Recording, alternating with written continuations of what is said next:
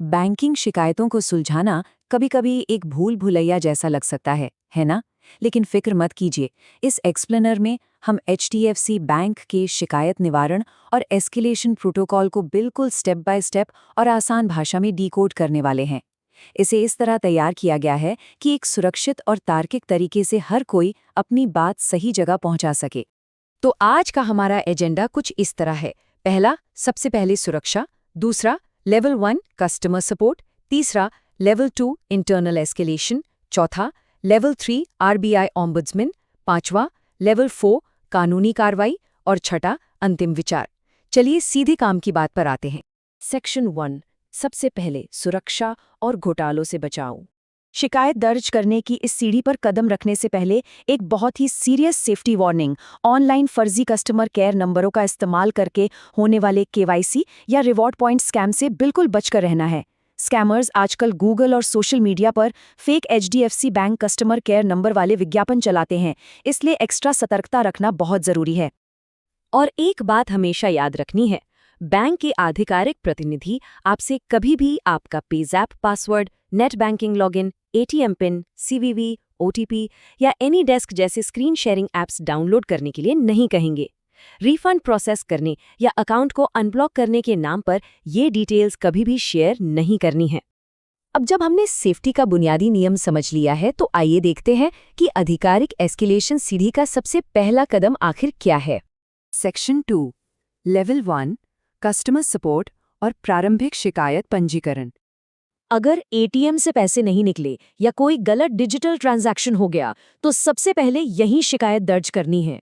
National helpline number screen पर हैं, इन्हें नोट कर लें। 1800-1600 या 1800-2600। क्रेडिट कार्ड डेस्क के लिए ईमेल आईडी है customerservices.cards@hdfc.bank.in। और हाँ, कंप्लेंट हब पोर्टल के सीधे यूआरएल के लिए नीचे डिस्क्रिप्शन जरूर चेक कीजिएगा। अब ये लेवल 1 इतना जरूरी क्यों है?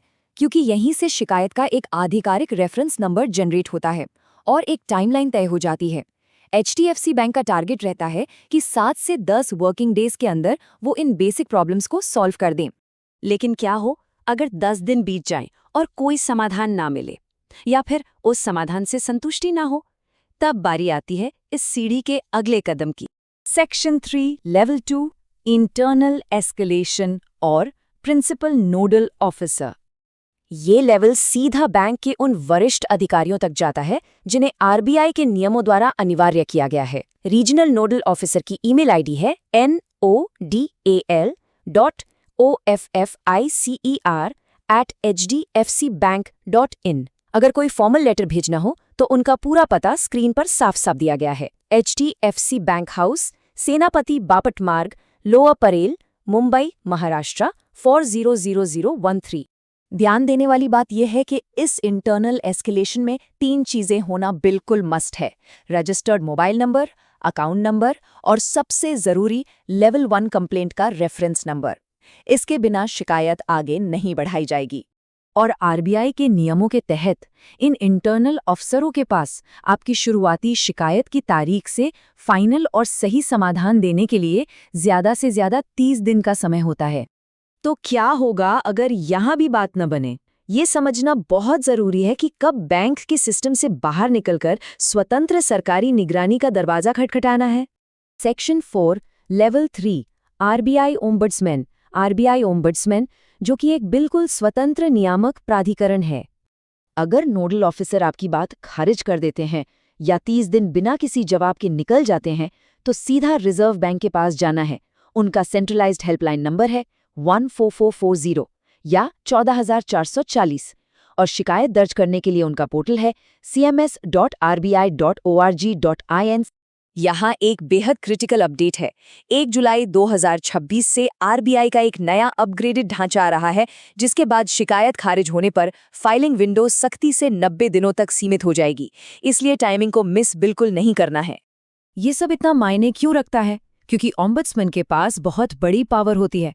वो 30 से 60 दिन में समाधान करने का टारगेट रखते हैं, और तो और वास्तविक वित्तीय नुकसान के लिए 30 लाख रुपए तक और मानसिक परेशानी के लिए 3 लाख रुपए तक के मुआवजे का आदेश दे सकते हैं। ये ग्राहकों के हाथ में एक बहुत बड़ा हथियार है। लेकिन मान लीजिए कोई बहुत ही बड़ा सिस्टम फेलियर है या ऐसी लापरवाही है जिसे ओम्बड्समैन भी पूरी तरह से नहीं सुलझा पा रहे, तब आखिरी रास्ता क्या है? सेक्शन 5 लेवल 4 कानूनी कार्रवाई और उपभोक्ता संरक्षण अधिनियम 2019। वित्तीय सेवाओं में कोई भी कमी कंज्यूमर प्रोटेक्शन कानूनों के दायरे में आती है। चूंकि एचडीएफसी एक प्राइवेट बैंक है, इसलिए कोर्ट कचहरी से पहले मध्यस्थता के लिए नेशनल कंज्यूमर हेल्पलाइन पर कॉल किया जाना चाहिए, जिसका नंबर है 1915 और अगर फिर भी केस दर्ज करना ही पड़े तो ई-जागृति पोर्टल का इस्तेमाल करना होगा, e-jagriti.gov.in ejagriti.gov.in। इस पूरी प्रोसेस की टाइमलाइन कुछ इस तरह दिखती है।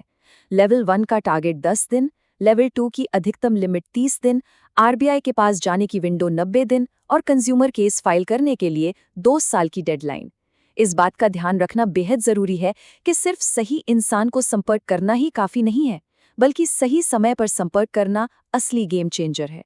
सेक्शन 6 अंतिम विचार और कार्यवाही करना। तो इस एक्सप्लेनर को समेटते हुए सबसे बड़ा निष्कर्ष यही है कि किसी भी शिकायत को सुलझाना एक प्रॉपर स्ट्रक्चर, धैर्य और सही डेटा का काम है। और जाते जाते एक गहरा सवाल छोड़कर जा रहे हैं, क्या आज का ये आधुनिक बैंकिंग सिस्टम वाकई आम उपभोक्ता की सुरक्षा के लिए बना है या फिर सिर्फ बड़े संस्थानों को बचाने के लिए? सोचिएगा जरूर।